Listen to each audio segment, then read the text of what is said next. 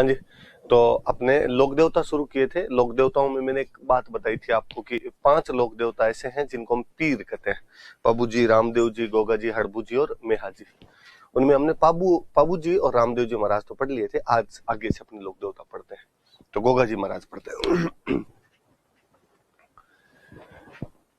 वो नॉर्मल, पहले किसी देवता के बारे में जो नॉर्मल जानकारी है वो यदि मैं दूं तो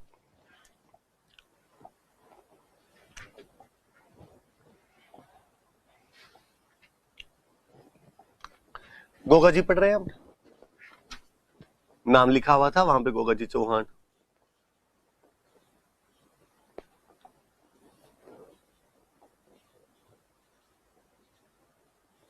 गोगा जी महाराज जो थे, इनका जो जन्म हुआ था वो हुआ था चूरू में, गांव पड़ता है ददरेवा, वहां पर गोगा जी का जन्म हुआ। इनके पिताजी का नाम हुआ करता था जेवर सिंह। सामंत थे ये लोग वहां के। मम्मी का नाम हुआ करता था बछलदे।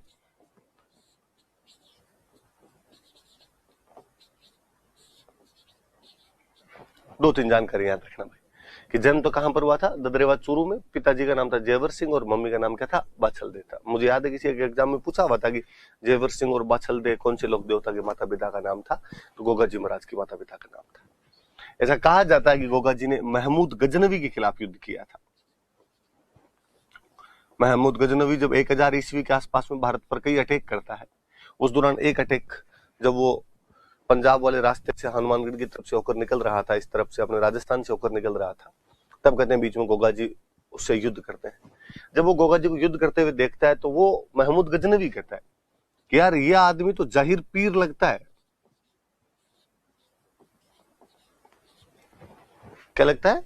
जाहिर पीर लगता है। अरबी भाषा का शब्द है जिसमें जाहिर का मतलब है साक्षात, पीर का मतलब देवता। कि ये व्यक्ति तो साक्षात देवता के समान लगता है, जाहिर पीर के समान लगता है। जैसे अपन कई बार बोलते हैं कि ये बात जाहिर तौर पे सही है, मतलब ये बात साक्षात सही है एकदम, इसमें कोई रोड़ा रप्पे वाली बात नहीं है। पीर का मतलब मैंने बताया था कि आप हिंदुओं में जिसको देवता कहते हो, मुसलमानों में उसी को आप क्या कह लो, पीर कह लो। सिंपल क्वेश्चन बनता है, कोई पूछेगा कि कौन से लोक देवता को जाहिर पीर के नाम से जाना जाता है? गोगा जी। ऐसा किसने कहा था उनको? तो गजनवी ने कहा था। महमूद गजनवी के खिलाफ उन्होंने युद्ध किया था और महमूद गजनवी ने उनको ये बात कही थी, याद रखना। आप अक्सर गांव में जब कोई मंदिर वगैरह देखते हो तो उन मंदिरों के बाहर नाम भी लिखा होता है, तो जाहिर पीर गोगा जी होता है। पर चूंकि धीरे धीरे आप भ्रंश होते हैं नाम, तो कई जगह आप जाहिर की जगह जाहर देखते हो, पीर की जगह वीर देखते हो। जाहर वीर गोगा जी भी देख लेते हैं आपने, पर एग्जैक्टली वो जो नाम है वो जाहिर पीर है। ऐसा कहते हैं गोगा जी के 2 मौसेरे भाई थे, अर्जन और सर्जन।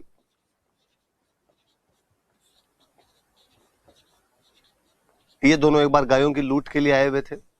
गोगा जी के गांव से गायें लूट के लेके जा रहे थे लोग, और गोगा जी अपने मौसेरे भाइयों के खिलाफ ही लड़ते हैं, गायों की रक्षा के लिए लड़ते हैं। जिस प्रकार पाबू जी लड़े थे उसी प्रकार गोगा जी लड़ते हैं और गायों की रक्षा के लिए युद्ध में लड़ते हुए शहीद हो जाते हैं। तो अर्जन और सर्जन के खिलाफ लड़े थे, ये उनके मौसेरे भाई थे अर्जन और सर्जन। किस लिए लड़े? तो गायों की रक्षा के लिए, फॉर प्रोटेक्शन ऑफ काउज। गायों की रक्षा के लिए लड़े थे और लड़ते हुए उस गांव के अंदर शहीद हो गए थे।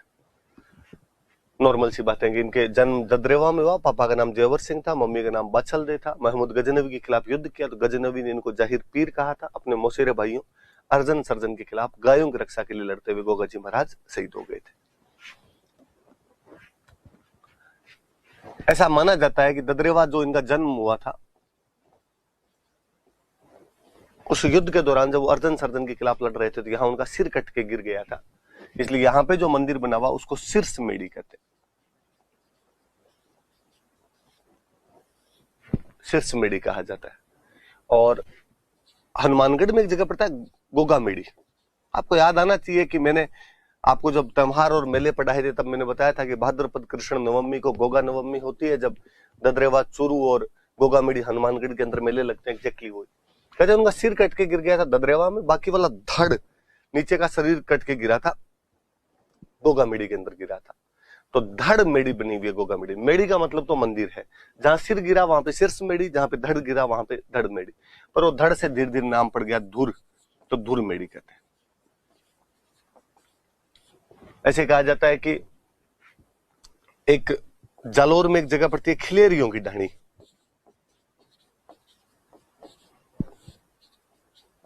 खिलेरियों की ढाणी नाम करके जालोर में जगह है सांसोर के पास में, और वहां पर गोगा जी का एक छोटा सा मंदिर बना हुआ है। अक्सर गांव के अंदर जब जो छोटे मंदिर होते हैं उनको अपने छोटा कोई कमरा भी होता है तो अपने बोलते हैं ओल्डी, तो यहाँ पे गोगा जी की ओल्डी बनी हुई है। तो 3 बेसिक मंदिर थोड़े से याद रखना आप। अपने की ददरेवा में इनकी शीर्ष मेड़ी बनी हुई है, गोगा मेड़ी में धुर मेड़ी बनी हुई है, खिलेरियों की ढाणी सांसोर जालोर में गोगा जी की ओल्डी बनी हुई है। हम गोगा जी क्यों मानते हैं, तो हम इनको सर्परक्षक देवता के रूप में पूछते हैं भाई। कि यदि गांव में सांप किसी को खा जाता है तो किसकी पूजा की जाए, तो कि गोगो जी महाराज की पूजा की जाए। तो सर्परक्षक देवता है। पहले दिलीप सर जब हमें पढ़ाया करते तब सर हंसा करते थे कि भारत में 99.99% सांप में जहर होता ही नहीं है, इसलिए भारत में सांप के खाने से कोई आदमी मर ही नहीं सकता। तो हमें लगता है सर ऐसे कैसे, हमने तो गांव में देखा है कि सांप के खाने से मर जाता है आदमी। तो सर कहते होता क्या है कि जब बंदे को सांप खाता है तो वो डर जाता है बहुत ज्यादा, तो वास्तव में डेथ उसकी डर की वजह से होती है कि सांप खा गया, बस वो डर जो होता है वो बहुत भयानक होता है। और जब बंदे को हॉस्पिटल लेके जाते हो तो उसके हार्ट बीटन प्लस रेटन सब बढ़ी हुई रहती है डर के मारे, और डेथ की संभावना बढ़ जाती है। और जब उसे आप मंदिर लेके जाते हो तो उसे थोड़ा सांत्वना मिलती है, कहीं ना कहीं तो उसको दिमाग में कई ऐसी धारणाएं बातें होती है कि गोगा जी महाराज, तेजाजी महाराज ये सब सांपों से बचा लेते हैं, तो वो आदमी जो है वो थोड़ा अच्छा फील करता है, थोड़ा हार्ट बीट प्लस रेट थोड़ी सही आ जाती है और मरने की संभावना कम हो जाती है, वरना हार्ट अटैक से आदमी मर जाता है। ऐसा दिलीप सर कहते थे हमको। मैं ऐसा मानता हूं कि गोगा जी महाराज ठीक कर देते होंगे उनके मंदिर पे ले जाने से, इसलिए बंदा ठीक हो जाता होगा। क्योंकि मेरा गांव गोगा जी महाराज के ददरेवा से बहुत नजदीक पड़ता है। मैं गोगा जी महाराज के खिलाफ कोई स्टेटमेंट जारी करके जाऊंगा आज साथ सलाम महाराज श्याम कोई नागराज आए हुए तैयार मिले, ऐसा नहीं होना चाहिए। तो मेरा ऐसा मानना, आप अपने हिसाब से देख लेना, सहूलियत के अनुसार जो मानना चाहो वो मान लेना। आप सर्परक्षक देवता के रूप में पूछते हैं। सांप से डर सबको लगता था, सबको लगता। तो राजस्थान में सबसे अधिक मंदिर यदि किसी लोक देवता के तो गोगा जी महाराज के। जटे जटे खेजड़ी न बटे बटे गोगो, कि जहां जहां खेजड़ी है वहां वहां गोगा जी के मंदिर मिल जाएंगे। तो गोगा जी के जो मंदिर है वो खेजड़ी के पेड़ के नीचे बनाए जाते हैं। खेजड़ी वृक्ष के नीचे हमेशा मंदिर मिलेंगे आपको गोगा जी के। अब ये भी मुझे लगता है यार इसमें कई याद करने वाली बात है। राजस्थान में खेजड़ी थी तो खेजड़ी के नीचे बनाएंगे। कौन से यहाँ पे पपीते थे जो उनके नीचे मंदिर बना लेते हैं अपने, तो खेजड़ी के नीचे उनके मंदिर बने हुए रहते हैं। मेड़ी होती है गोगा जी महाराज की, जो मेड़ी बनी हुई रहती है। एक राइटर में कवि मेह, और कवि मेह ने एक बुक लिखी है, ये याद रखना, गोगा जीरा रसावला।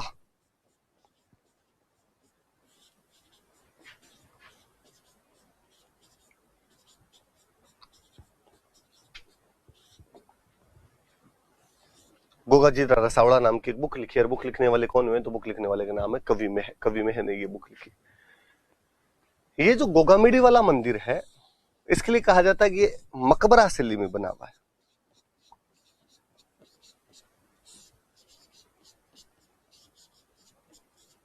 मकबरा शैली के अंदर बना, ऐसे बना जिस प्रकार कोई मकबरा बना हुआ होता है। और इसके अंदर एक शब्द लिखा हुआ है बिस्मिल्लाह, अरबी शब्द है बिस्मिल्लाह, वो शब्द लिखा हुआ है इसमें। नॉर्मली बिस्मिल्लाह का मतलब होता है श्री गणेश करना, शुरू करना किसी भी काम को, लो बिस्मिल्लाह करो इस चीज को।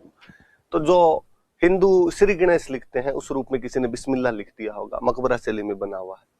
हालांकि मैंने एक बात आपको बताई थी कि पीर वे लोक देवता है अपने जिनको हिंदू और मुस्लिम दोनों मानते हैं। तो स्वाभाविक सी बात है कि मुस्लिम यहाँ पर भी जाते होंगे और कोई मुस्लिम भक्त ने मकबरा शैली के अंदर ये मंदिर बनवा दिया होगा, इसमें बिस्मिल्लाह लिखवा दिया होगा, तो कोई बड़ी बात भी नहीं।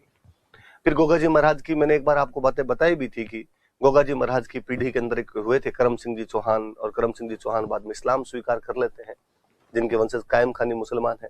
मैं शायद जब चौहान पढ़ा रहा था तब मैंने बताया भी था कि फतेहपुर कायम खानियों का बड़ा ठिकाना हुआ करता था, और फतेहपुर के नवाब साहब हुआ करते थे नियामत खान, जो कि कवि जान के नाम से कविताएं लिखा करते थे। उन्होंने कायम रासो नाम की बुक लिखी थी जिसमें वो चौहानों की उत्पत्ति ब्राह्मणों से बताते हैं। तब मैंने आपको कायम खानियों की और गोगा जी का संबंध अच्छे से और बताया था, और मैंने कई बातें भी बताई थी आपको कि भाई जो कायम खानी मुस्लिम है वो गोगा जी के ही वंशज हैं, तो उनका जाना स्वाभाविक सी बात है कि वो तो वहां पर जाएंगे। वो क्यों नहीं जाएंगे? क्योंकि वहां तो धर्म की बात, देवता की बात, ये सब परे है। कायम खानियों के लिए गोगा जी उनके दादाजी, वो जीनियोलॉजी है, डायरेक्टली उस डिसेंडेंट है वो उनके, तो उनका जाना स्वाभाविक सी बात है। वो कोई मंदिर नहीं जा रहे शायद, वो शायद कोई धार्मिक स्थान पर नहीं जा रहे, वो अपने किसी एक पूर्वज की जो जगह है उस जगह पे जा रहे हैं। ऐसा हर कोई आदमी करता है, भले वो किसी विश्वास के अंदर विश्वास रखता हो। तो गोगा जी के भी खूब सारे मुस्लिम जाते हैं।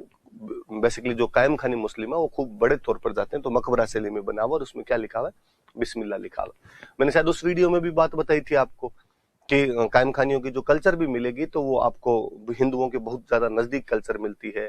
अभी तक भी जो दुल्हा होता है वो केसरिया साफा बांध के एकदम शादी करने के लिए जाता है। केसरिया साफा जो मतलब हिंदुत्व का प्रतीक टाइप से समझा जाता है वो, जबकि अक्सर हम देखते हैं कि मुस्लिम कम्युनिटी में सेहरे बांधे जाते हैं, दूल्हे का सेहरा सुहाना लगता है वो टाइप वाला, पर वो केसरिया साफा बांध के जाएंगे, वैसे तोरण वगैरह मारेंगे, बाकी चीजें भी जो भात मामेरा चाक भात, हालांकि वो पूरे राजस्थान में सब धर्मों में एक जैसी है, पर कायम खानी होगी तो बहुत ज्यादा हिंदुओं के नजदीक है।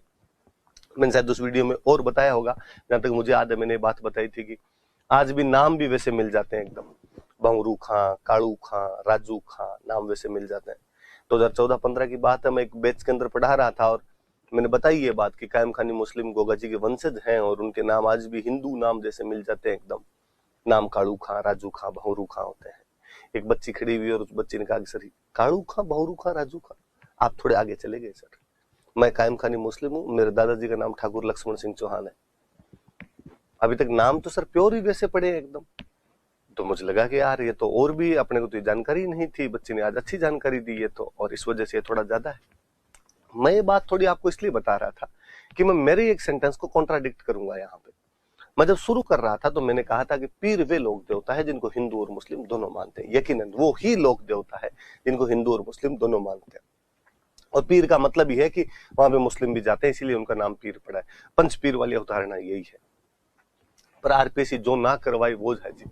मुझे याद है आरपीसी ने एक बार एक क्वेश्चन पूछा था। क्वेश्चन में पूछा कि इनमें से कौन से लोक देवता को मुस्लिम भी मानते हैं, और उसने पाबूजी, हड़बूजी, गोगा जी और मल्लीनाथ जी 4 ऑप्शन देके गोगा जी उत्तर मान लिया था। यदि अब उसको कोई देखे तो वो कहेगा यार पाबूजी हड़बूजी भी तो पंच पीरों में आते हैं, पंच पीरों को तो मुस्लिम मानते हैं।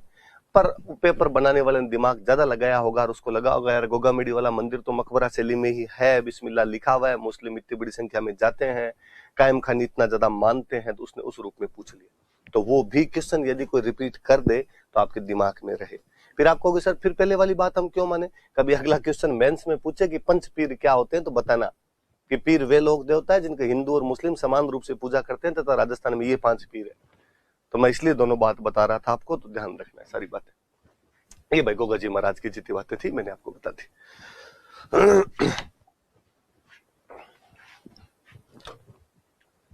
आगे हड़बूज, एक लोक देवता और भाई हड़बूजी महाराज। हड़बूजी के लिए कहा जाता है कि हड़बूजी रामदेव जी के मौसेरे भाई थे। जो रामदेव जी हम पढ़ रहे थे लास्ट क्लास में, उन रामदेव जी के मौसेरे भाई थे, कजन थे उनके।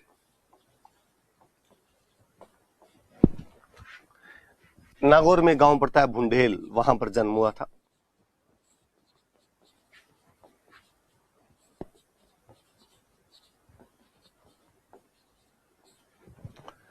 पिता की मृत्यु हो गई थी। पिता की मृत्यु के बाद में जोधपुर में एक जगह पड़ती है हरभम जाल, वहां पर जाकर रहने लग गए थे। जन्म बुंडेल में हुआ था, पर पिता की मृत्यु के बाद हरभम जाल नाम की जगह पर जाकर रहने लगे, लोगों से कट गए थोड़े। रामदेव जी एक बार मिले, रामदेव जी ने कहा यार जीवन मृत्यु ये सब भगवान के हाथ में है, तुम और मैं डिसाइड नहीं करते हैं, इसलिए किसी प्रियजन का जाना स्वाभाविक तौर पे दुख देता है, पर इस प्रकार आप जीवन से कट भी नहीं सकते हो। तुम्हें बाहर निकलना चाहिए, लोगों में मिलना चाहिए, जुलना चाहिए, परोपकार के काम करने चाहिए।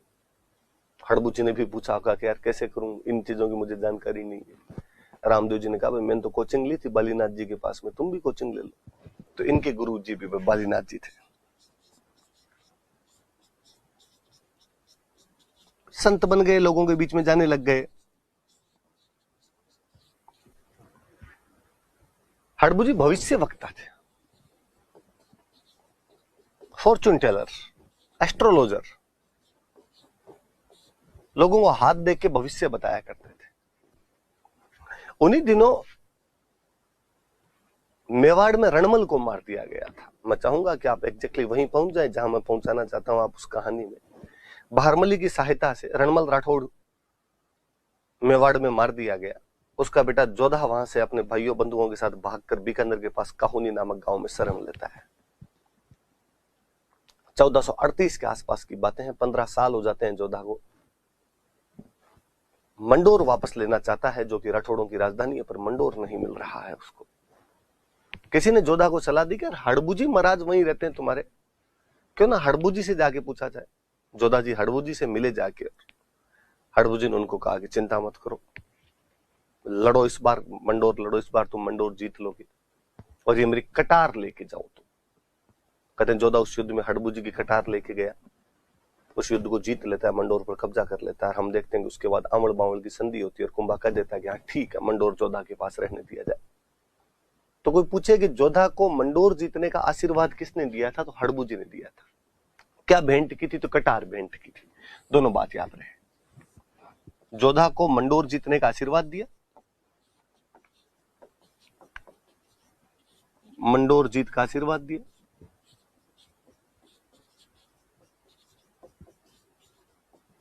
और अपनी कटार भेंट की थी, डेगर।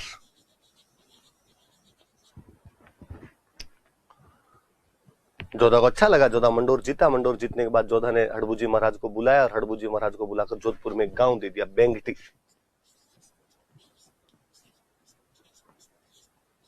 हड़बूजी महाराज यहाँ बेंगटी के अंदर जाके रहने लग गए। यहाँ पे कहते हैं हड़बूजी संत टाइप के आदमी थे, गायों की सेवा करते, बूढ़ी और विकलांग गायें जिनको उनके घर वाले निकाल देते। एक बैलगाड़ी ले ली उन्होंने, गांव गांव में घूमते, गांव में चारा लेके आ जाते, हरा चारा लेके आ जाते, उन गायों को खिला दिया करते थे। बेंगटी में गायों की सेवा करते थे।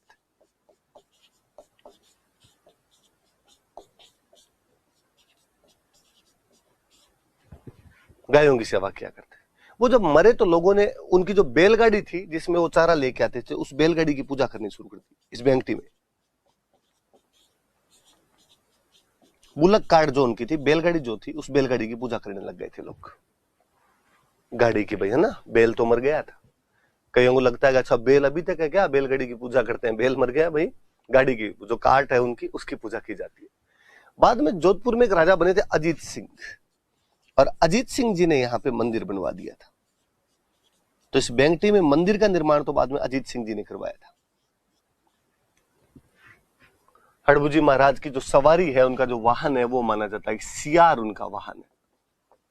विकल सियार को माना जाता है। याद रहे तमाम बातें आपके कि रामदेव जी के मौसेरे भाई थे, जन्म भुंडेल में हुआ था। पिता की मृत्यु के बाद हरभम जाल नाम की जगह पे जाके रहने लग गए थे। रामदेव जी के समझाने पर बाद में जीवनचर्या में लौटे और बलिनाथ जी को अपना गुरु बनाया। भविष्य वक्ता हुआ करते थे। जोधा जी को मंडोर जीतने का आशीर्वाद दिया, अपनी कटार भेंट की।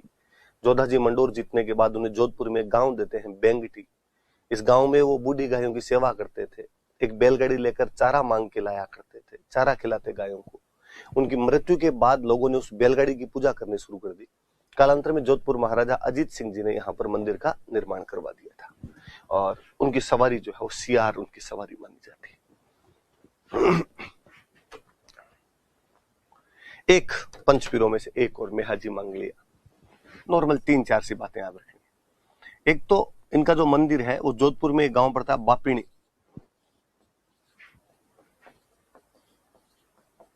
बापिणी में इनका मंदिर है जोधपुर। मेला लगता है वहां पे जन्माष्टमी वाले दिन। आपके दिमाग में आना चाहिए कि जन्माष्टमी कब आती है, मेरे बिना बताए।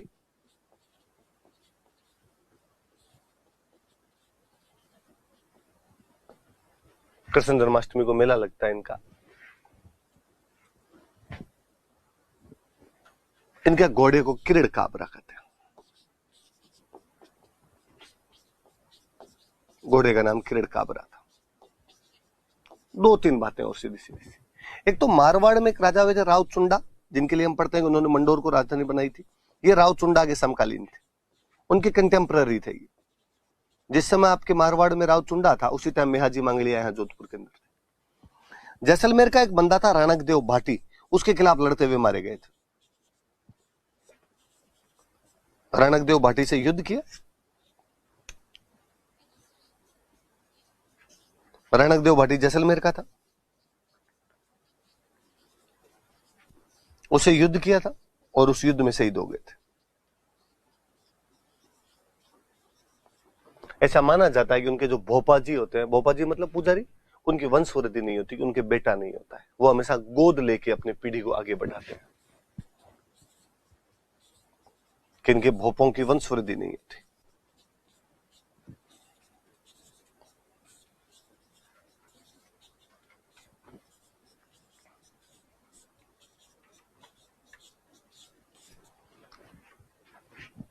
मंदिर बापिणी जोधपुर में बना हुआ है।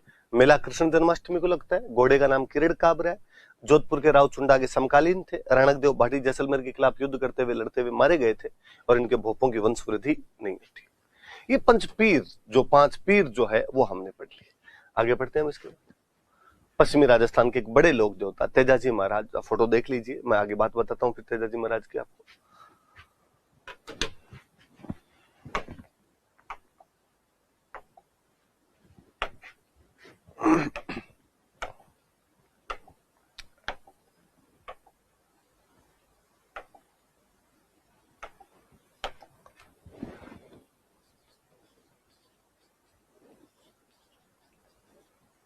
नॉर्मल मैं कुछ बात बताऊं तो मैं कहूं तेजाजी महाराज का जन्म एक जाट परिवार में हुआ था।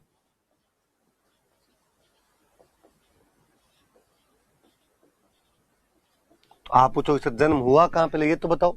तो नागौर के अंदर एक गांव पड़ता है खरनाल, वहां पर तेजाजी महाराज का जन्म हुआ था। खरनाल नागौर में। पिताजी का नाम था ताहड़ जी, मम्मी का नाम था रामकुमारी,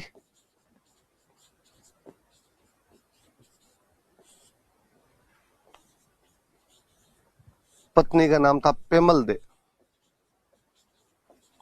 और ये जो पेमल दे थे, ये अजमेर में गांव पड़ता है पनेर, वहां के रहने वाले थे।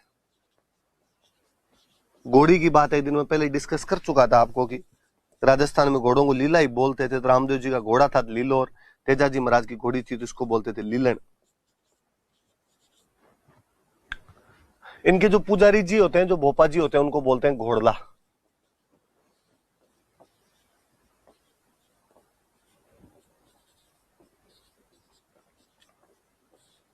नॉर्मली ये जानकारियां थोड़ी याद रखें कि खरनाल के अंदर एक जाट परिवार में जन्म हुआ था। पिताजी का नाम ताहड़ जी है, मम्मी का नाम रामकुंवरी है, पत्नी का नाम पेमल दे था, जो कि अजमेर के पनेर नाम की जगह के रहने वाले थे। इनकी घोड़ी को लीलन कहा जाता है और पुजारी या जो भोपा होता है उसको क्या कहते हैं, घोड़ला कहते हैं। ऐसी कहानी है कि भाई तेजाजी महाराज किसान परिवार से बिलोंग करते थे। गांव में ज्यादातर किसान ही होते हैं सारे। पहले जब खेती का सारा काम हाथों से किया जाता था, हल वगैरह जोते जाते थे, खेती बड़ी दुष्कर हुआ करती थी। अब तो फिर भी थोड़ा मशीनीकरण होने से चीजें सरल हो पाई है। इस पश्चिमी राजस्थान में पहले इस तपती दोपहरी के अंदर हल चलाना अपने आप में बड़ा दुष्कर कार्य था। तो व्यक्ति उससे बचने के लिए सुबह जल्दी जल्दी जाया करता था, ताकि गर्मी में उसको थोड़ा कम काम करना पड़े। सुबह जल्दी उठ के काम कर ले, थोड़ा शाम के टाइम काम कर ले, तो दोपहर के अंदर थोड़ा रेस्ट हो जाए, तपती से बच जाए। सुबह 4 बजे उठ के हड़ोतिया करने के लिए चले जाया करते थे, हल जोतने के लिए चले जाया करते। अब 4 बजे उठ के जाओगे तो खाना कैसे खाओगे? नहीं तो सुबह खाना भाई ने कौन सुबह खिलाए। तो गांव में अभी तक पिछले कई सालों तक ये रिवाज हुआ करता था कि पुरुष चला जाता खेत का काम करने के लिए, महिलाएं पीछे से खाना लेके जाया करते, या कोई टाबर खाना लेके जाया करते और बोलते बातो है, बाता लेके आए। कहते तेजाजी महाराज का शादी तो हो रखी थी पेमल दे के साथ पनेर में, पर मुकलावा नहीं हुआ था अभी तक। मुकलावा या गोना जिसको अपने बोलते हैं। गांव में अक्सर बाल विवाह तो कर दिए जाते हैं, पर लड़की को भेजते नहीं है जब तक वो शाणी नहीं हो जाए। मुकलावा बाद में किया जाता है उसका। तो तेजाजी महाराज का तब तक मुकलावा हुआ नहीं था। तेजाजी महाराज एक दिन खेत गए हुए और हल चला रहे थे। उनकी भाभी हमेशा खाना लेके जाया करते थे। उस दिन भाभी जी थोड़े लेट हो गए। आप सोच के देखिए, इस गर्मी के अंदर कोई हल जैसा काम करे, हल चलाना अपने आप में यार बड़ा कठिन कार्य था। और टाइम पे खाना नहीं मिले तो आंतड़ियां जवाब दे जाए यार अंदर से। तो तेजाजी महाराज खाना लेट पहुंचा, भाभी जी लेट पहुंचे। मान लो इसे 11 बजे खाना होता है तो 2 बजे पहुंचे भाभी जी। तो तेजाजी महाराज ने कह दिया उनको, भाभी जी कम से कम खाना तो टाइम पे ले आया करो, आपको नहीं दिखता कि आदमी सुबह से लगा हुआ है। भाभी जी ने वापस डायलॉग दिए और भाभी जी ने कहा, इतने गर्म फल के खाने हैं ना तो खुद बड़े लेके आओ, मेरे से तो ऐसे ही लाया जाएगा। इस बार तेजाजी का ईगो हर्ट हुआ और तेजाजी ने कहा, अब तो खाना खाएंगे तो खुद बड़ी के हाथ का ही खाएंगे, आपका लो टिफिन ही पैक रख लो बोले। पनेर ससुराल था। कहते हैं तेजाजी अपने पत्नी पेमल दे को लाने के लिए पनेर के लिए रवाना हुए। मुखलावा लेने जा रहे थे, पहली बार अपने ससुराल जा रहे थे तैयार होके, तो बाकायदा शेरवानी पहनी हुई, सिर पे कलंगे साफे, तुर्रे एंटीने सब लगाए हुए, मोड़ बांधे हुए, हाथ में तलवार भाला सब लिए हुए। हथियार लेके इसलिए जाया करते थे कि वापस जब महिला को लेकर आप साथ में आओगे तो महिला के गहने पहने हुए होते थे, और गहने पहने में तो लूटपाट का डर रहा करता था, इसलिए अक्सर हथियार साथ में लेके जाया करते कि बीच में ऐसी कोई स्थिति आ जाए तो संभालने की जरूरत तो पड़े। कहते तेजाजी महाराज जब जा रहे थे तो रास्ते में गांव आता है सुरसुरा, सुरसुरा नाम का गांव था, और वहां पर एक महिला हुआ करते थे लाछा, गुर्जर जाति की एक महिला हुआ करती थी लाछा। उनकी गायों को मेर लूट के ले गए थे। अकेली महिला बेचारी कुछ कर नहीं पाई उनके खिलाफ, और मेर गायों को लूट के ले। गायों की लूटपाट पहले आम हुआ करती थी, गायों को बचाना भी उतना ही आम बात हुआ करती थी। उसने जब देखा कि एक जेंटलमैन सूट बूट धारी, एकदम हाथ में तलवार भाला लिए, साफा बांधे हुए, घोड़े पे सवार होकर जा रहा है, वो तेजाजी महाराज को रोकती है और उनको कहती है कि मेरी गायों की रक्षा करो, आप मेरे धर्म के भाई हो। कौन ले गया तुम्हारी गाय? तो मेर लूट के ले गए। किधर गए? तो इस तरफ गए हैं वो। तेजाजी महाराज कहते हैं उन लुटेरों का पीछा करने के लिए जाते हैं। जब रास्ते में तेजाजी महाराज जा रहे थे तो कहते हैं एक सांप जल रहा था। अक्सर ऐसा माना जाता है कि यदि सांप जल रहा हो तो उसको जलने दिया जाना चाहिए, बाहर नहीं निकालना चाहिए। और गांव में ऐसा कहते हैं कि सांप को मारने के बाद में यदि जला देते हैं तो ठीक रहता है, उस सांप को मोक्ष मिल जाती है, मुक्ति मिल जाती है, वरना सांप वापस जिंदा हो जाता है यदि उसे जलाया नहीं जाता है तो। और गांव की कहानियां, और वैसे जो अक्सर आप फिल्मों में भी देखते हो कि सांप न केवल जिंदा हो जाता है बल्कि जिसने उसको मारा उसकी तस्वीर अपनी आंखों में उतार लेता है और जानी दुश्मन बन के बदले और लेता है बाद में। तो अक्सर गांव में सांप को मरने के बाद जला दिया जाता है। तेजाजी महाराज जब गायों की रक्षा के लिए जा रहे थे, लाछा गुजरी की गायें बचाने के लिए, रास्ते में उन्होंने देखा कि एक सांप जल रहा है। भूलवश उन्होंने अपने भाले से उस सांप को बाहर निकाल दिया। वासुकी नाग, बासक नाग बाहर निकाला और उसने तेजाजी को कहा, यार ये काम तो बहुत गलत किया, मुझे तो मोक्ष मिलने वाली थी, पहुंचने वाला ही था मैं तो, तूने बीच में अड़ंगा लगाया इस बात के लिए। तो तेजाजी महाराज ने कहा, सॉरी यार, मुझे पता ही नहीं था, मुझे लगा तू जल रहा है इसके अंदर। उसने कहा सजा मिलेगी इस बात की। तेजाजी ने कहा कि मैंने अपराध किया है, तुम्हारे खिलाफ सजा भुगतने के लिए तैयार हूं, पर पहले मैं लाछा गुजरी को वचन दे के आया हूं कि उसकी गायें बचाऊंगा। एक बार मुझे गायों के लिए जाने दे, तू वापस आऊंगा मैं तेरे, तू कहेगा वैसे कर लूंगा। सांप ने कहा ठीक। तेजाजी महाराज गए, गायों को वास्तव में बचा के लाते हैं उस युद्ध के अंदर, जीतते हैं उस युद्ध को, लाछा गुजरी की गायें बचाते हैं, पर युद्ध में घायल हो जाते हैं भयंकर। तेजाजी लड़े तो सामने वाले भी लड़ ही रहे थे, सामने वाले को गुब्बारे तो छोड़े नहीं होंगे, युद्ध किया बाकायदा, जगह जगह घाव लगे हुए एकदम। उस घायलावस्था में भी वचनों का पक्का वह व्यक्ति सांप के पास पहुंचा और उसको कहा कि मैंने तुम्हारे प्रति जो भी अपराध किया उसकी सजा भुगतने के लिए तैयार हूं। सांप ने कहा, मैं और क्या सजा दे सकता हूं, मैं तो डंक मार सकता हूं, लेकिन डंक तेरे मारूं कहां, तेरे चारों शरीर पे खून खून है।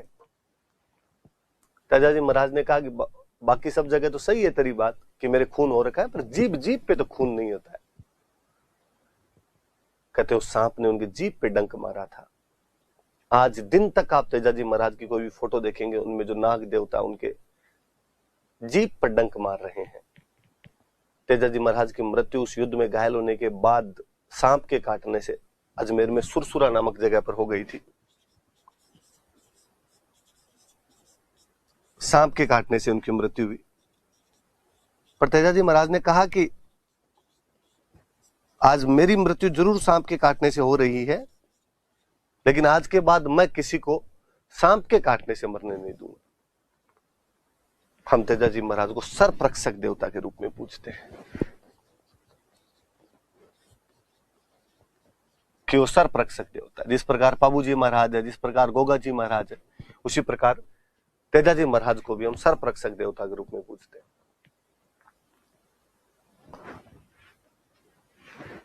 कहते इन्होंने काला बाला से मुक्ति दिलाई थी, इसलिए इन्हें काला बाला का देवता भी कहा जाता है। किसान आज भी जब खेत में हल जोतता है तो तेजाजी महाराज के गीत गाता है।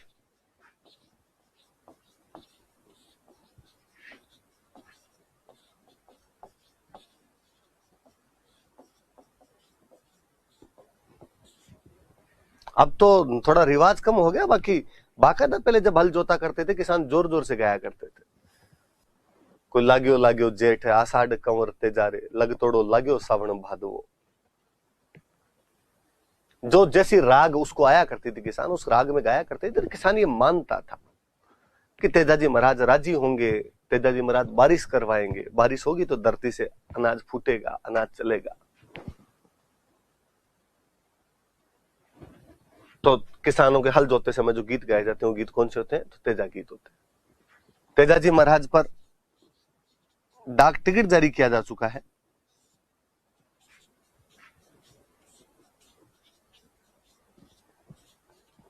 तेजाजी महाराज की जो घोड़ी है लीलन, उसके नाम से रेल सेवा चलती है अपने राजस्थान में, लीलन एक्सप्रेस। कोई पूछे कि भाई कौन से लोक देवता के घोड़ी के नाम पर रेल चलाई गई, तो तेजाजी महाराज के लीलन के नाम पर लीलन एक्सप्रेस चलाई गई। किताबें लिखी गई तेजाजी महाराज पर। किताब एक झुंझार तेजा, झुंझार हुए थे, झुंझार मतलब जुझारू प्रदर्शन किया। लज्जाराम मेहता ने बुक लिखी।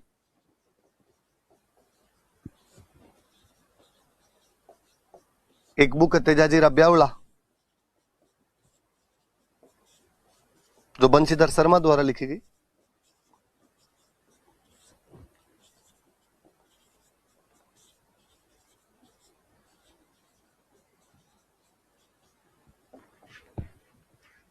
पहले ये मुख्य मंदिर सुरसुरा में हुआ करता था,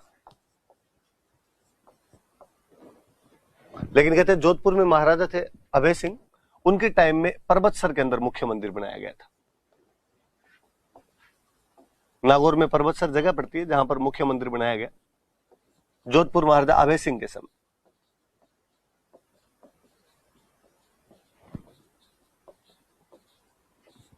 बाकी और खूब सारे मंदिर, सुरसुरा में मंदिर है ही, अजमेर में एक जगह और पड़ती है सेंदरिया, वहां मंदिर है। अजमेर में एक जगह और पड़ती है भावता, वहां मंदिर बना हुआ है। पनेर इनका ससुराल था तो यहां पर मंदिर है। सारे मंदिर अजमेर के।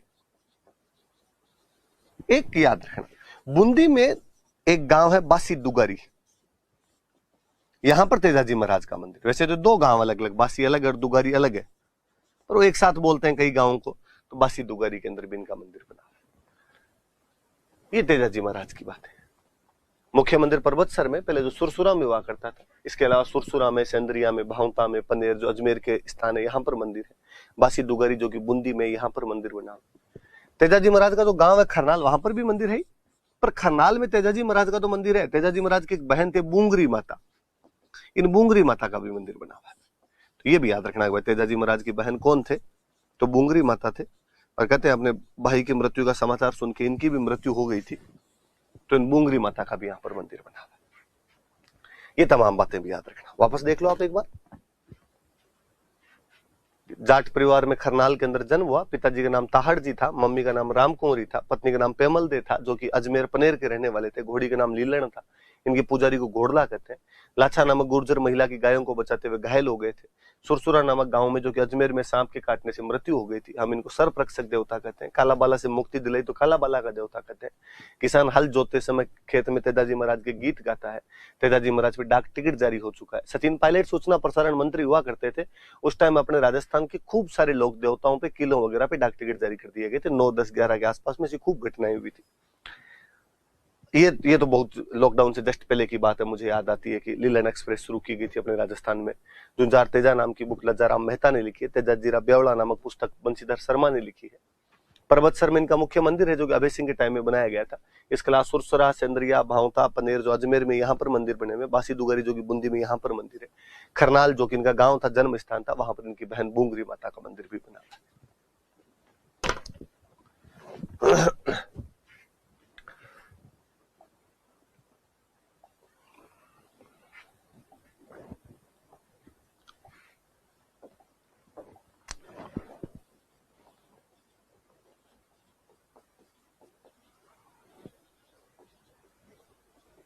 वापस वही मैं थोड़ी बातें बताऊं। देवनारायण जी महाराज का जन्म बगड़ावत गुर्जर परिवार में हुआ था।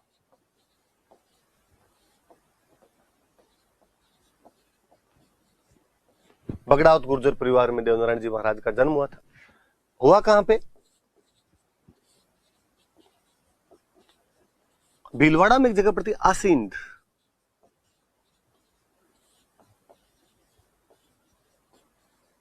वहां पर इनका जन्म हुआ। इनके पिता का नाम था सवाई भोज। इनके पिता बड़े शक्तिशाली व्यक्ति थे। इनके पिता 24 भाई थे। आज भी गांव में 24 बगड़ावतों की कहानियां सुनाई जाती है। बगड़ावत परिवार में हुआ था तो बगड़ावत है, 24 बगड़ावतों की कहानियां। और इन सवाई भोज पे बगड़ावत नाम की एक बुक लिखी है लक्ष्मी कुमारी चुंडावत ने। राजस्थानी के अपने एक राइटर भी है लक्ष्मी कुमारी चुंडावत, उनकी बुक का नाम ही है बगड़ावत।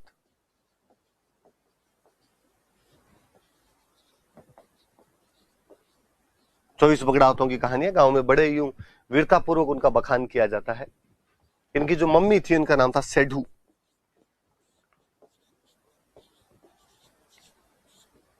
कहते हैं इनके पिता भिनाई का राजा था बाघ। भिनाई जो कि आपके अजमेर में जगह पड़ती है, वहां उस बाघ के खिलाफ एक युद्ध में लड़ते हुए मारे गए थे। इसलिए इनकी मम्मी सेडू जो थी वो इनको लेके मालवा की तरफ चले गए थे। वहां इनका ननिहाल हुआ करता था। वहां से वापस लौट रहे थे बाद में, तो वहीं मालवा में इनकी शादी हुई थी। पत्नी का नाम था पीपल दे।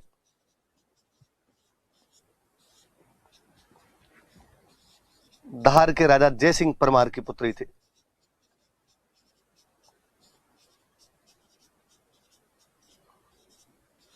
धार में को जयसिंह परमार नाम के राजा थे, उनकी पुत्री थे पीपल दे।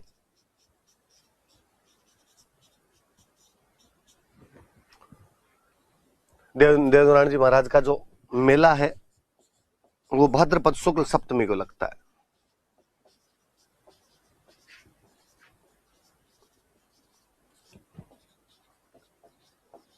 जैसे मैंने बताया था कि रामदेव जी को विष्णु का अवतार माना जाता है, देवनारायण जी महाराज को विष्णु का अवतार माना जाता है।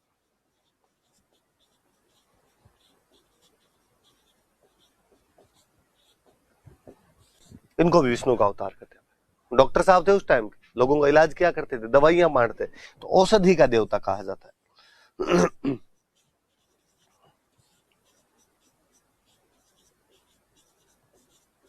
औषधि का देवता, डेटी ऑफ मेडिसिन। नीम के पत्तों से दवाइयां बनाते थे, इसलिए मंदिर में नीम के पत्ते चढ़ाए जाते हैं।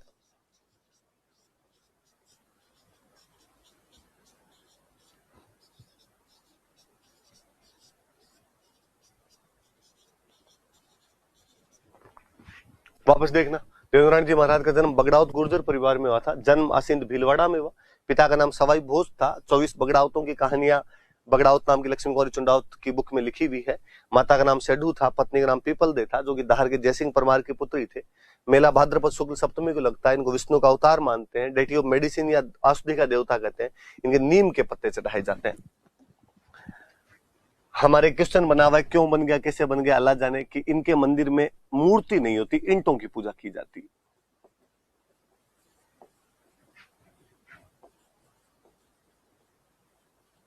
कि मंदिर में मूर्ति नहीं है, ईंटों की पूजा की जाती है। हालांकि पहले अपने राजस्थान में जितने भी मंदिर हुआ करते थे मूर्तियां होती ही नहीं थी। अपने गांव में मंदिरों में ईंटों की पूजा होती। मैंने तो जो भी गांव में मंदिर देखे उनमें भाटे ही देखे। भोमियोसा महाराज का भाटा है, पितरजी महाराज का भाटा है, क्षेत्रपाल जी का कोई भाटा रखा हुआ है। एक पत्थर रखते, पत्थर पे लिखते भोमियोसा महाराज, क्षेत्रपाल जी महाराज, झुंझार जी महाराज। वैसे ही हुआ करते थे। किस मंदिर में मूर्तियां होती थी? गोगा जी की खेजड़ी के नीचे इतने मंदिर, कहां कहां मूर्तियां पड़ी, भाटे पड़े हैं सब जगह। तो यहां पर भी ईंट की पूजा कर लिया करते थे, मूर्ति नहीं होती थी। पर आरपीसी ने सवाल बना दिया, हम कई सालों से रट्टे मार रहे हैं इसके, कि कौन से लोक देवता है जिनके मंदिर में मूर्ति नहीं होती बल्कि ईंटों की पूजा की जाती। देवनारायण जी महाराज, याद रख लेना। बाकी अब देवनारायण जी महाराज के जो मंदिर होते हैं उनमें भी मूर्तियां होती है। तो दोनों बातें याद रख लेना भाई, है ना, कि ईंटों की पूजा की जाती है, मूर्ति नहीं होती। मैंने फड़ समझा दी थी। मैंने पाबूजी की फड़ बताई थी कि पाबूजी की जो फड़ है वो भील जाति के जो भोपे होते हैं वो रावण हत्ता वाद्य यंत्र के साथ बजाते हैं। देवनारायण जी महाराज की जो फड़ है वो गुर्जर जाति के भोपे बजाते हैं। गुर्जर जो भोपे होते हैं वही गाते हैं इसको। और यहां पे वाद्य यंत्र होता है जंतर। जंतर वाद्य यंत्र के साथ में गाई जाती है। और ये जो है ये सबसे लंबी फड़ है।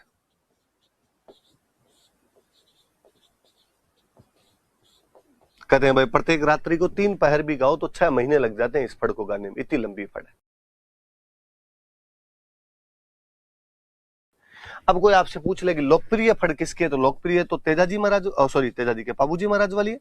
और लंबी फड़ पूछ ले तो वो देवनारायण जी महाराज वाली। देखो नॉर्मल सी बात है इसके अंदर कि देवनारायण जी महाराज थोड़े से कम्युनिटी विशेष के अंदर बाद में ज्यादा माने जाने लगे। गुर्जर ही ज्यादा मानते थे, आसपास के कोई लोग है तो वो मानते। पाबूजी वाला थोड़ा ये वाक, जिसके पास ऊंट है वो पाबूजी को मान लेगा, तो वो थोड़े लोकप्रिय ज्यादा हो गए उस साइड में। सबसे लंबी फड़ पूछे तो ये है। देवनारायण जी महाराज की फड़ पे डाक टिकट जारी किया, जो बहुत पहले 92 के आसपास डाक टिकट जारी करती थी। फड़ के बारे में 4 बातें। गुर्जर जाति के भोपे गाते, जंतर वाद्य यंत्र के साथ गाते, ये सबसे लंबी फड़ है। जबकि पाबूजी वाली सबसे लोकप्रिय फड़ है। इन पे डाक टिकट जारी किया जा चुका है फड़ पे, है ना, 92 के आसपास ही कर दिया। देवनारायण जी पे खुद पे भी डाक टिकट जारी हो गया था, ये 2009 में किया था, 9 या 10 में शायद तक, मेरे याद नहीं आ रहा होगा। देवनारायण जी पर भी तो ये सन याद करने की आवश्यकता भी नहीं, क्योंकि पहले जब मैं तैयारी करता था तब तो हम सन याद किया करते थे, क्योंकि उस टाइम एक करंट था हमारे। तेरा अभी किया, देवनारायण जी पे किया, अभी तेजाजी महाराज पे किया। और सचिन पायलट ने जब ये जारी करने शुरू किए थे सूचना प्रसारण मंत्री के रूप में, तो पहला डाक टिकट अपने देवनारायण जी पर ही जारी हुआ था। वो थोड़ा दिमाग में रहे तो आप रख लेना, बोले थोड़ी बात है। मंदिर कहां कहां बने हुए, कई जगह पे इनके मंदिर। जन्म हुआ आसिंद में, तो आसिंद में मंदिर बना हुआ है, आसिंद भीलवाड़ा में। एक ब्यावर में मंदिर है, देवमाली मंदिर का उसका नाम ब्यावर। ब्यावर अजमेर में, आप सब जानते हैं। एक टोंक में मंदिर है देवधाम,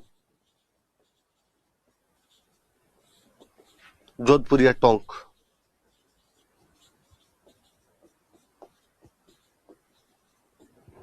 एक चित्तौड़ में मंदिर है देव डूंगरी।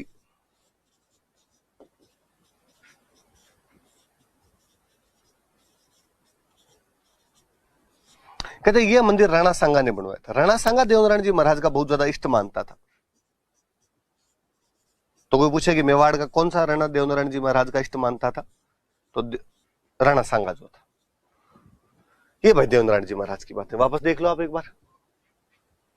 बगड़ाउत गुर्जर परिवार में आसिंद में जन्म हुआ। पिताजी का नाम सवाई भोज, मम्मी का नाम सेठू। इनके पिताजी बिनाई के राजा बाघ के खिलाफ लड़ते हुए मारे गए थे। देवनारायण जी महाराज ने बदला लिया था बाद में उस बाघ को मार के। पत्नी का नाम पीपल दे, धार के जयसिंह परमार की पुत्री थी। बगड़ाउत नाम की बुक लक्ष्मी कुमारी चुंडाउत ने लिखी है। मेला भाद्रपद शुक्ल सप्तमी को लगता है। विष्णु का अवतार मानते हैं, औषधि के देवता थे, नीम के पत्ते चढ़ते हैं मंदिर में। ईंटों की पूजा होती है, मूर्ति नहीं होती। फड़ गुर्जर जाति के भोपे जंत्र वाद्य यंत्र के साथ गाते हैं, जो कि सबसे लंबी फड़ है, जिस पर डाक टिकट भी जारी हो चुकी है। लोकप्रिय फड़ पाबूजी महाराज वाली है। देवनारायण जी की फड़ पे भी डाक टिकट जारी हो और इन पे खुद पे भी डाक टिकट जारी हो चुका है। मंदिर कहां कहां पे है, तो आसिंद भीलवाड़ा में होना ही है, देवमाली अजमेर में है, ब्यावर में, देवधाम जोधपुरिया टोंक में, देव डूंगरी चित्तौड़ में। चित्तौड़ वाला मंदिर राणा सांगा ने बनवाया था। कहते राणा सांगा इनका बहुत ज्यादा इष्ट मानता था। अब ये थोड़े बड़े लोक देवता थे अपने ना, या तो पंचपीर मान लो, या बात तेजाजी महाराज और देवनारायण जी महाराज। देव बाबा अब इनके बारे में इतनी जानकारियां नहीं है अपने पास में, थोड़ी कम ही जानकारियां। भरतपुर में जगह पड़ती है नंगला जहाज, वहां पर मंदिर है इनका।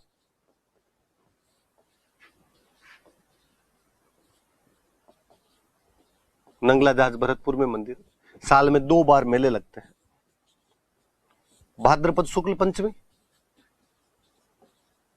और चैत्र शुक्ल पंचमी।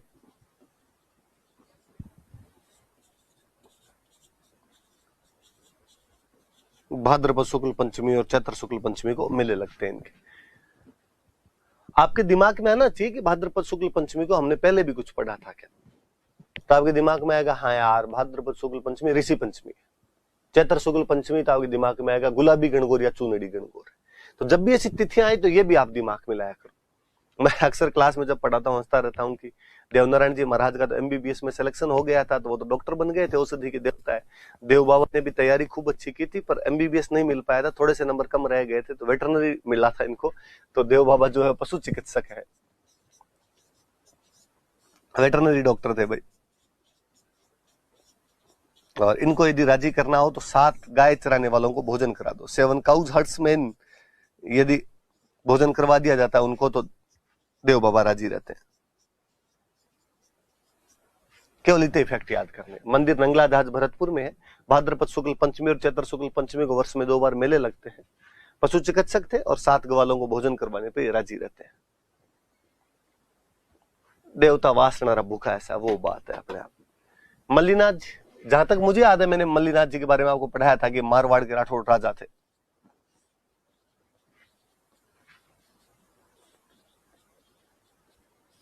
राठौड़ राजा हुआ करते थे, शक्तिशाली राजा थे। कहते हैं इन्होंने फिरोज तुगलक जो कि दिल्ली का सुल्तान था, उसका मालवा का गवर्नर हुआ करता था निजामुद्दीन, उसकी सेना को हराया था। और निजामुद्दीन की सेना 13 टुकड़ों में बंट के आई थी, उन 13 टुकड़ियों को हराया था। अक्सर पश्चिमी राजस्थान में कहते हैं 13 तुंगा भांजियान मल सलखानी।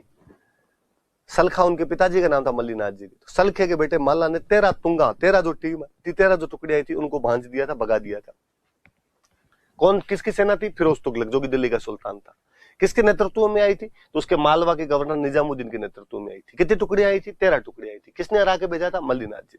मल्लीनाथ जी कहाँ के राजा थे? तो मारवाड़ के राठौड़ राजा थे। मैंने उस टाइम में आपको बताया था कि इनकी राजधानी मेवानगर हुआ करती थी। ये तो इनके राजा वाली बात है। फिर अपने वो जो दूसरी बातें हैं कि भाई ये संत थे, लोक देवता थे, और केवल यही लोक देवता नहीं थे, इनकी जो रानी है रूपा दे, वो भी एक लोक देवी है। खुद ये लोक देवता थे। इनकी रानी रूपा दे है, वो लोक देवी रही है या लोक देवी है। इनके गुरुजी हुआ करते थे उगम सिंह भाटी।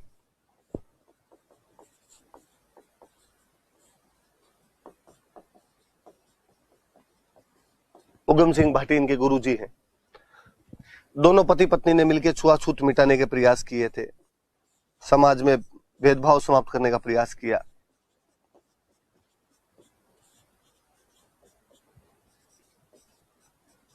कहते हैं मल्लीनाथ जी महाराज ने 1399 में मारवाड़ में बहुत बड़े हरि कीर्तन का आयोजन करवाया था।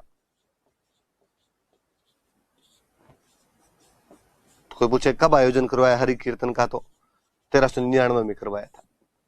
और एक बात और याद रखने वाली सी, इनका मेला लगता है, मंदिर बना हुआ है बाड़मेर में, जगह पड़ती है तिलवाड़ा, वहां तिलवाड़ा में इनका मंदिर है। चैत्र कृष्ण एकादशी से शुक्ल एकादशी तक मेला लगता है।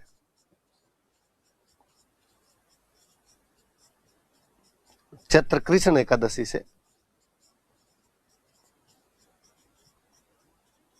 शुक्ल एकादशी तक मेला लगता है। मल्लीनाथ जी जो कि मारवाड़ के राठौड़ राजा थे, जिनकी राजधानी मेवानगर थी, दिल्ली के सुल्तान फिरोज तुगलक के मालवा के गवर्नर निजामुद्दीन की 13 टुकड़ियों को हराते हैं, कालांतर में संत बन जाते हैं, उगम सिंह भाटी को अपना गुरु बनाते हैं। कालांतर में पश्चिमी राजस्थान में इनको तथा इनकी पत्नी रूपा दे की पूजा की जाती है। 1399 में इन्होंने मारवाड़ के सभी साधु संतों को इकट्ठा करके हरि कीर्तन का आयोजन करवाया था। दोनों पति पत्नी ने समाज में भेदभाव दूर करने का प्रयास किया था। तिलवाड़ा में इनका बहुत बड़ा मंदिर है, जहां पर चैत्र कृष्ण एकादशी से लेकर चैत्र शुक्ल एकादशी तक मेले का आयोजन किया जाता है, जो कि पशु मेला है। एक मल्लीनाथ पशु मेला लगता है। मैंने बताया था इनकी वजह से इस क्षेत्र को मालानी कहा जाता है। तो मालानी नस्ल के घोड़े यदि कहीं पे अच्छी तरीके से खरीद बिक्री होते हैं तो वो मल्लीनाथ पशु मेले के अंदर खरीद बिक्री की जाती है। ये भाई मल्लीनाथ जी महाराज। आगे आगे तल्लीनाथ जी। मैं बात को फिर यहां से शुरू करूं। मल्लीनाथ जी के एक भाई थे वीरमदेव जी। मल्लीनाथ जी ने अपने बाद अपने बेटे को राजा नहीं बनाया, अपने भाई वीरमदेव को राजा बना दिया। ये वीरमदेव गुजरात में, सॉरी गुजरात क्या, नागौर में जोइया राजपूत हुआ करते थे। उन जोइया राजपूतों के खिलाफ लड़ते हुए मारे गए थे। इन वीरमदेव जी के बेटे हुए थे, एक का नाम था चुंडा, एक का नाम था गोगादेव। समझना आप बातों को, सुनना थोड़ा सा, कि मल्लीनाथ जी ने अपने भाई वीरमदेव को राजा बनाया था, जो कि नागौर में जोइया राजपूतों के खिलाफ लड़ते हुए मारे गए थे। वीरमदेव का एक बेटा था चुंडा, एक बेटा था गोगादेव। ये जो चुंडा था ये तो आगे मारवाड़ के राजा बनते हैं आपके, जिनके बारे में हम हिस्ट्री के अंदर पढ़ चुके हैं कि इंदा प्रतिहारों ने अपनी राजकुमारी की शादी इनके साथ की थी और मंडोर दहेज के अंदर दिया था। जिन्होंने अपनी बेटी हंसाबाई की शादी मेवाड़ के राणा लाखा के साथ की थी। वो तमाम बातें हमने हिस्ट्री के अंदर पढ़ी है। इन चुंडा के एक भाई और हुआ करते थे गोगादेव। गोगादेव राठौड़ का, तो राठौड़ वंश के थे। तो ये बाद में इन जोइयों से बदला लेते हैं अपने पिता की हत्या का। इन जोइयों को मारते हैं, युद्ध करते हैं, हराते हैं इनको, अपने पिता की हत्या का बदला लेते हैं। और पिता की हत्या का बदला लेने के बाद इनको लगा कि अब ये दुनिया, ये महफिल अपने काम की नहीं है। गोगादेव राठौड़ जो कि शेरगढ़ का सामंत हुआ करता था, शेरगढ़ के थे, जोधपुर में शेरगढ़ नाम की जगह पड़ती। एक भाई राजा बन जाता था, बाकी भाइयों को ठिकाने दिया करते थे। शेरगढ़ वाला ठिकाना दिया हुआ था। चुंडा के छोटे भाई थे, जाते हैं जोइयों से बदला लेते हैं। उसके बाद नाथ संप्रदाय ज्वाइन कर लेते हैं, गुरु बनाते हैं अपना जलंधर नाथ जी को। तो जलंधर नाथ जी इनके गुरु थे। जालोर के अंदर एक जगह पड़ती है पांचोटा, वहां पर इनका मंदिर है। ओरण का देवता कहते हैं इनको।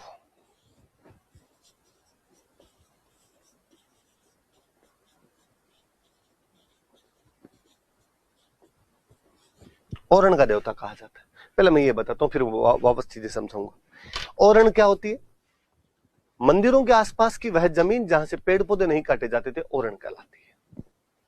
पश्चिमी राजस्थान की बड़ी विशेषता थी। लोग इस बात को समझते थे कि यार वैसे बरसात कम होती है और पेड़ पौधे और काट दिए गए तो बरसात होनी एकदम ही बंद हो जाएगी। इसलिए जब मंदिर बनाते तो उनके पास में ओरण रखी जाती थी। मंदिर के आसपास में कुछ जमीन छोड़ देते और ऐसा कहते कि इस जमीन से यदि किसी ने पेड़ पौधे काट लिए तो ये फलाना देवता इनको दोष देगा। तेजाजी महाराज की ओरण है, करणी माता की ओरण है, जाम्बूजी महाराज की ओरण है, ऐसे ओरण छोड़ दिया करते। और कहते हैं वो जो ओरण है, उन ओरण की रक्षा करने वाला यदि देवता किसी को माना जाता है तो तल्लीनाथ जी महाराज को माना जाता है।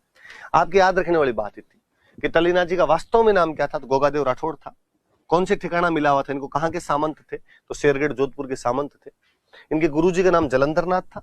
इनका मंदिर पांचोटा जालोर के अंदर बना हुआ है। पांचोटा जालोर के अंदर जगह पड़ती है, वहां मंदिर है। इनको ओरण का देवता कहते हैं। इधर वाली बात याद रहे तो ठीक रहे कि ये मारवाड़ के राजा चुंडा के छोटे भाई थे और अपने पिता वीरमदेव की हत्या का बदला लिया था। जोइया राजपूत जो उन्होंने वीरमदेव को मार दिया था, उनको वापस युद्ध में हरा कर इन्होंने बदला लिया था और बाद में नाथ संप्रदाय ज्वाइन कर लिया था। तो ये दो याद रखना है आपके। बिग्गाजी महाराज, बीकानेर में एक गांव पड़ता है रीडी, वहां रीडी के अंदर इनका मंदिर है। गायों की रक्षा के लिए लड़ते हुए शहीद हो गए थे। गायों की रक्षा पहले बहुत बड़ी बात थी भाई, गायों की रक्षा की थी। और जाटों में गोत्र होता जाखड़, जाखड़ इनको ज्यादा मानते हैं। जाखड़ समाज के कुल देवता, उनके क्लैन डेटी है। तीन बातें याद रखनी केवल। रीडी बीकानेर में मंदिर है, गायों की रक्षा की थी, लड़ते हुए शहीद हुए थे युद्ध में। जाखड़ समाज जो है वो इनको अपना कुल देवता मानता है। पहले अपने भारत के एक बड़े नेता हुए बलराम जाखड़, अपने लोकसभा अध्यक्ष रहे थे, तो जो जाखड़ कम्युनिटी है वो इनको कुल देवता मानती। हरिराम जी महाराज, दो बातें मेरी बताई हुई है कि झोरडा नागौर में इनका मंदिर है। याद करो तो मैंने मेला भी बताया था भाद्रपद शुक्ल पंचमी का, भोजन थाली मेला कामा में, और हरिराम जी महाराज का मेला नागौर में। सर्प रक्षक देवता है, मैंने उस दिन भी ये थोड़ी थोड़ी बातें बताई थी।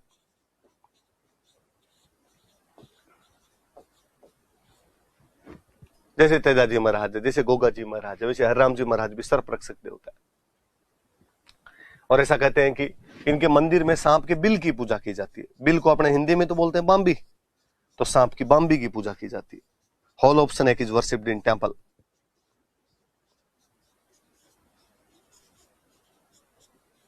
सांप की बस बाम्बी की पूजा करते। 4 बात झोरड़ा नागौर में मंदिर है, भाद्रपद शुक्ल पंचमी को मेला लगता है, सर्परक्षक देवता है और सांप की बाम्बी की पूजा की जाती है।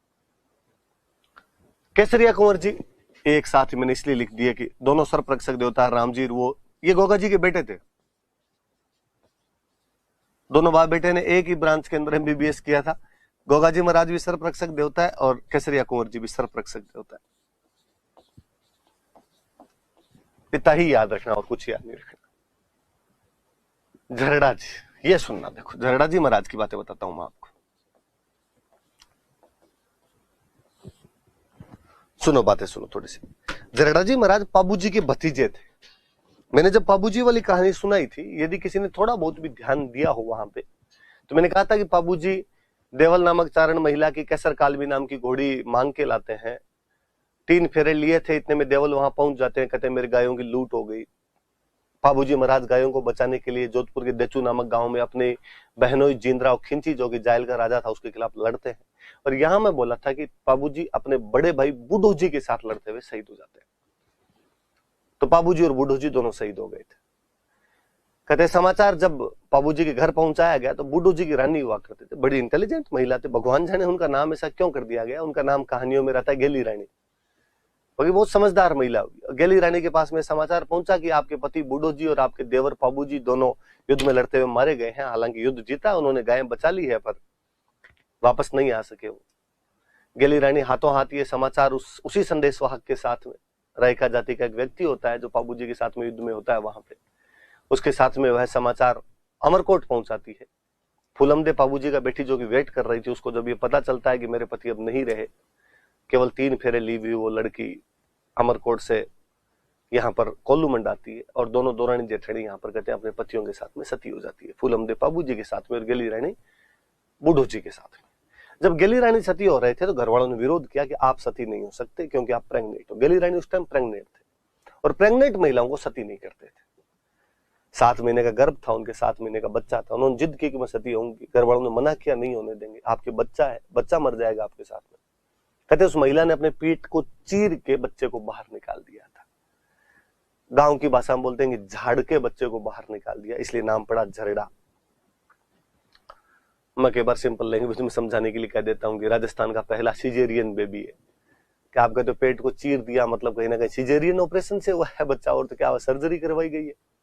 तो झरड़ा जी पाबू जी के भतीजे हुआ करते थे, झाड़ के निकाले गए, इसलिए कहते हैं कि इनका नाम झरड़ा जी पड़ गया। पाबू जी के भतीजे थे।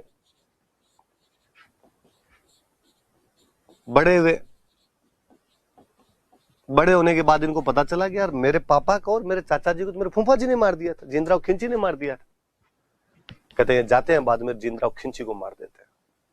अपने फूफा जिंदराव खिंची को मारकर अपने पिता और चाचा की हत्या का बदला लेते हैं। गांव में आज भी कहते हैं कि झरड़ो काका बापू ज्यादा करड़ो, कि अपने चाचा और पिता से भी अधिक करड़ा था वो। जिंदराव खिंची की हत्या करके बदला लिया।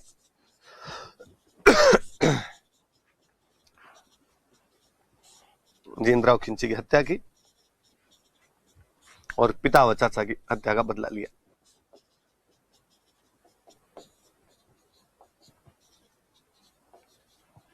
फिर इनको भी लगा कि दुनिया ये महफिल अपने काम की है नहीं, और झरड़ा जी महाराज बाद में नाथ संप्रदाय ज्वाइन कर लेते हैं। कहते नाथ संप्रदाय ज्वाइन करने के बाद इनका नाम है रूपनाथ। हम इनको रूपनाथ के रूप में पूजा करते हैं। एक तो कोलूमंड जहां पर पाबू जी का मंदिर बना हुआ है, जहां पर पाबू जी का जन्म हुआ था, जो इनका पैतृक गांव था, वहां पे एक बीकानेर में गांव पड़ता है सिम्बुदड़ा। इन दोनों जगह पे इनके मंदिर बने हुए हैं। सिम्बुदड़ा पड़ता है बीकानेर में, कोलूमंड पड़ता है आपके जोधपुर में। कहते बाद में लास्ट टाइम में हिमालय चले गए थे और हिमालय के अंदर हिमाचल प्रदेश में भी इनकी पूजा की जाती है। हिमाचल प्रदेश में इनको बालकनाथ के नाम से जाना जाता है। दोनों बात याद रखना। झरड़ा जी पाबू जी के भतीजे थे, जिंदराव खिंची को मारकर अपने पिता व चाचा की हत्या का बदला लेते हैं। राजस्थान में इन्हें रूपनाथ के रूप में पूजा जाता है। कोलूमंड जोधपुर और सिमुद्रा बीकानेर में मंदिर है। हिमाचल प्रदेश चले गए थे, हिमाचल प्रदेश में इनको बालकनाथ के रूप में पूजा जाता। खूब मंदिर है इनके हिमाचल प्रदेश के अंदर। झुंझारजी महाराज सीकर में गांव पड़ता है इमलोहा, वहां पर इनका जन्म हुआ था।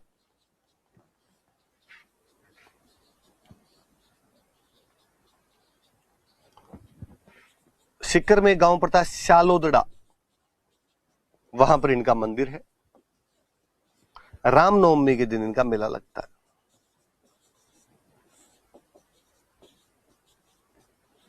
रामनवमी को इनका मेला लगता है। कहते हैं कि झुंझारजी महाराज की बारात वापस आ रही थी, झुंझारजी नाम है भाई इनका ना, बारात वापस आ रही थी, अपने दुल्हन को लेकर वापस आ रहे थे। इमलोहा गांव आना था जो इनका गांव था, रास्ते में शालोदड़ा गांव में वही गायों की लूट हो रही थी, गांव वाले लड़ रहे थे। बारातियों ने समझा यार हमारा भी कर्तव्य, हमें भी लड़ना चाहिए। झुंझारजी और इनके 3 भाई वहां युद्ध लड़ते हैं, युद्ध में लड़ते हुए काम आ जाते हैं, लड़ते हुए मारे जाते हैं। झुंझारजी की पत्नी जो दुल्हन जो अभी तक अपने घर नहीं पहुंची थी, वो झुंझारजी के साथ में सती होती है। लोगों ने कालांतर में इन वीरों की पूजा करनी शुरू की। मंदिर में एक दुल्हा, एक दुल्हन और 3 भाइयों की मूर्तियां हैं।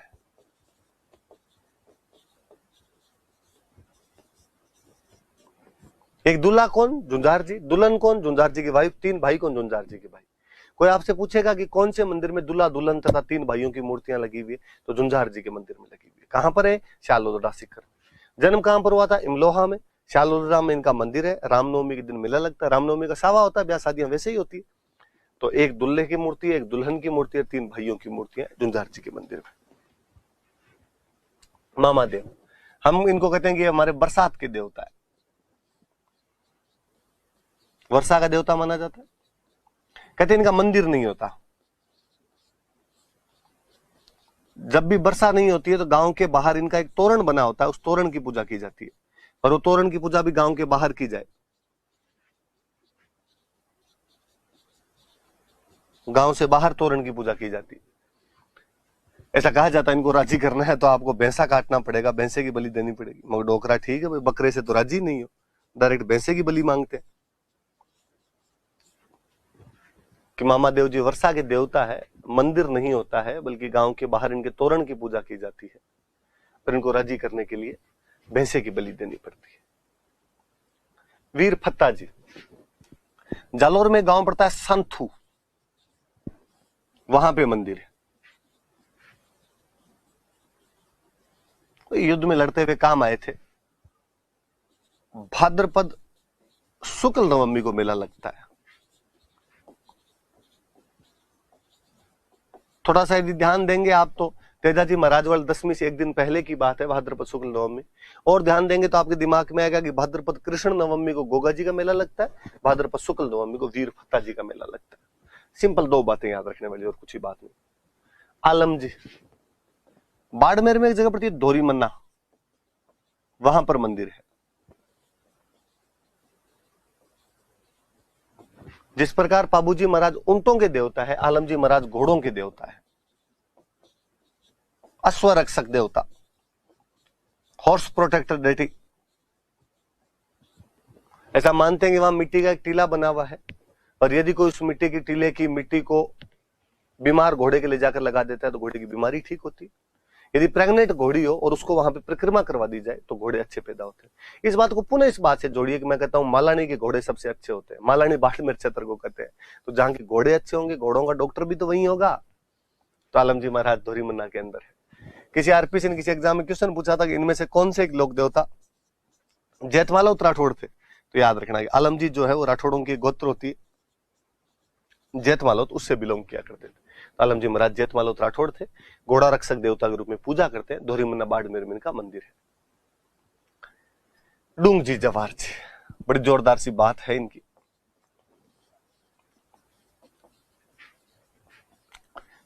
काका भतीजा थे। सिक्कर में गांव पड़ता है बाठौठ पाटोदा, यहां के सामंत हुआ करते थे। हमने 57 की क्रांतियां पढ़ी, तब पढ़ा कि अंग्रेजों का राज आने के बाद में सामंतों की शक्तियां कमजोर हो गई थी, राजा शक्तिशाली होते जा रहे थे। तो सामंतों की शक्तियां जब कमजोर हुई, जयपुर रियासत के अधीन आया करते थे। तो बाद में इन्होंने सामंत वाले पद तो छोड़ दिए, इनका छोड़ो अपने, तो ये डाकू बन गए थे। और डाकू भी अच्छे वाले डाकू, अमीरों को लूट के गरीबों में धन बांट दिया करते थे, उस टाइप के डाकू। पूरी टीम थी इनके पास, सहयोगी थे इनके खूब सारे। सहयोगी कौन कौन थे मैं बताऊं तो, लोठू जी निठारवाल थे। गांव में अक्सर कहानियां सुनाते हैं तो लोट जी बोलते हैं, लोट जी, तो लोट जी कह दो या लोठू जी कह दो। करुणा जी मीणा थे।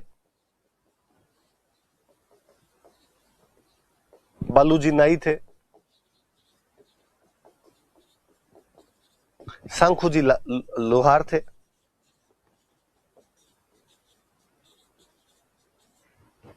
पूरी टीम वो हुआ करती थी, अमीरों को लूटते और गरीबों में धन बांट दिया करते। इसलिए लोगों ने बाद में इनको मानना और शुरू कर दिया था, अरे एक बड़े जोरदार आदमी। और ऐसा कहा जाता है कि एक बार डूंगर सिंह रामगढ़ नाम की एक जगह पड़ती है शेखावाटी में, वहां के सेठ को लूटने के लिए गए थे, वहां पुलिस गिरफ्तार कर लेती। गिरफ्तार करके इनको आगरा की जेल के अंदर बंद कर दिया गया। उस आगरा की जेल में बंद कर दिया तो इन बाकी साथियों को लगा यार सरदार तो पकड़ा गया, तो गैंग खत्म हो गई इनकी। थोड़े दिनों बाद में होली का त्योहार था।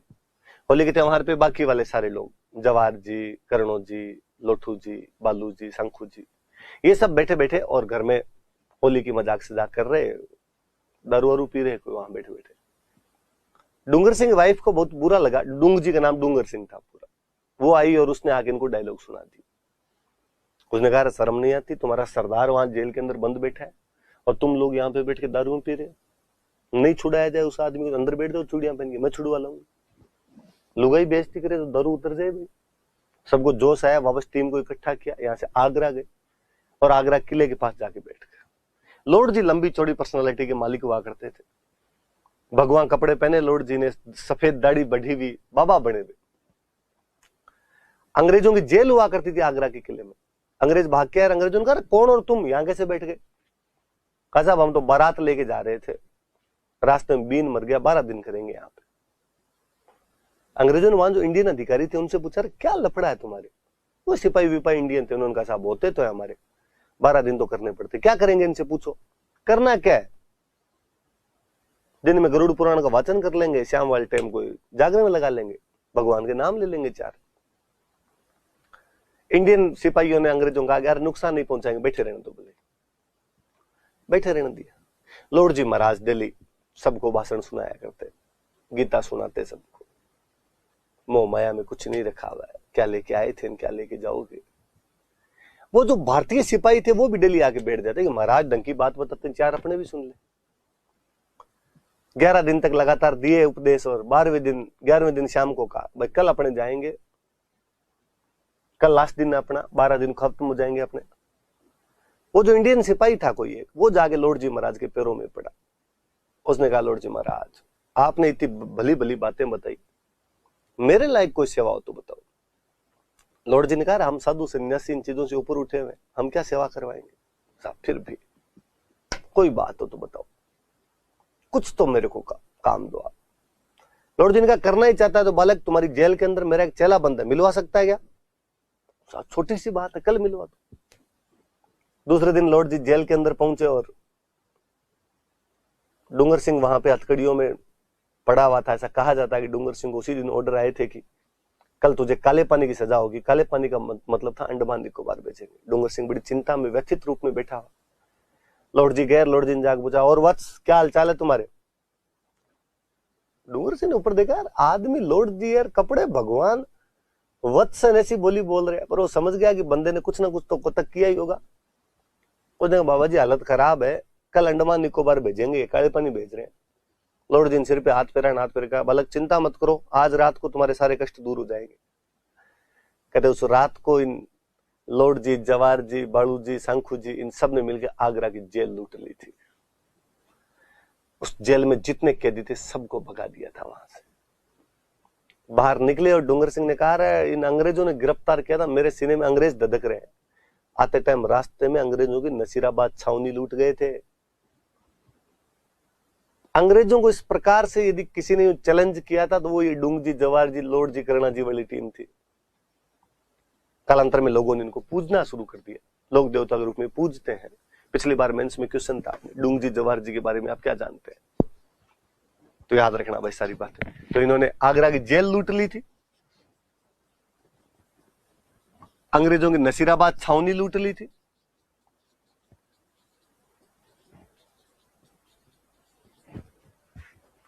ज्यादा पुरानी बात नहीं है, 57 की क्रांति से 10 साल पहले, 1847 के आसपास की बात है। अंग्रेजों ने कहा इनको पकड़ के फांसी लगाओ, तो बाद जनता ने दबाव दिया राजाओं पे, और जनता ने राजाओं को जाकर कहा कि यदि इनको फांसी लग गई तो हम तुम्हें मार देंगे। तो बीकानेर में राजा हुआ करते थे रतन सिंह, उन्होंने जवाहर सिंह को पकड़ लिया था और जवाहर सिंह को पकड़ के बीकानेर के जूनागढ़ किले में रखा था। जोधपुर में राजा हुआ करते थे तख्त सिंह, उन्होंने डूंग जी को पकड़ लिया था और डूंग जी को पकड़ के जोधपुर के किले में रख लिया था। और इन्होंने कहा भाई वापस तो हम सौंपेंगे नहीं आपको अंग्रेजों का, तुम फांसी लगा दोगे, तुम फांसी इनको लगा दोगे तो जनता हमें मारेगी, पर चूंकि ये तुम्हारे राज में लूटपाट करते हैं इसलिए हम इनको अपने अपने किलों में रख लेंगे, इनको बाहर नहीं निकलने देंगे। तो कहते हैं भाई जवाहर सिंह का अंतिम समय रतन सिंह के पास जूनागढ़ किले में बीता था, डूंग जी का अंतिम समय तख्त सिंह के पास में जोधपुर के मेहरानगढ़ किले के अंदर बीता था। तो याद रख लेना थोड़ी बातें। बठौर पाटौदा के सामंत थे, कालांतर में डाकू बन गए थे, अमीरों को लूट कर उनका धन गरीबों में बांट दिया करते थे। लोठू जी, करणो जी, बालू जी, शंखू जी इनके सिपाही थे, सहयोगी थे इनके। आगरा की जेल और नसीराबाद की छावनी लूट ली थी इन लोगों ने, और इनका अंतिम समय कर्मशः आपके जोधपुर के और बीकानेर के किलों के अंदर बीता था। खेतला जी महाराज एक देवता हो रहे अपने पाली में एक जगह पड़ती है सोनाना, वहां पर इनका मंदिर बना हुआ। नए साल को मेला लगता है, नया साल कहते हैं आपके दिमाग में आ जाना चाहिए चैत्र शुक्ल एकम। जिन बच्चों को बोलने में दिक्कत आती है इनका यहां पे इलाज होता है, हकलाने वाले बच्चों का इलाज किया जाता है।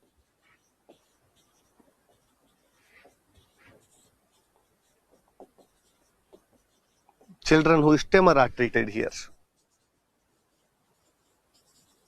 हकलाने वाले बच्चों का इलाज होता है। ये खेतला जी महाराज, ये अपने मुख्य देवता है। कल्ला जी राठौड़न, कई मैंने बीच में हिस्ट्री पढ़ाई तब मैंने पढ़ा दिए थे कि 4 हाथ वाले देवता है, अकबर के खिलाफ लड़ते हुए मारे गए थे तीसरे साके के दौरान, जयमल के कंधों पर बिठाकर युद्ध किया था। तो 1-2 बातें वहां आ गई थी, बाकी जो मुख्य देवता है वो हमने पढ़ ली। आप याद करना सारे के सारे देवता, क्वेश्चन पूछ ही लेते हैं, प्रिया मेंस में कोई ना कोई क्वेश्चन बन ही जाता है। Thank you.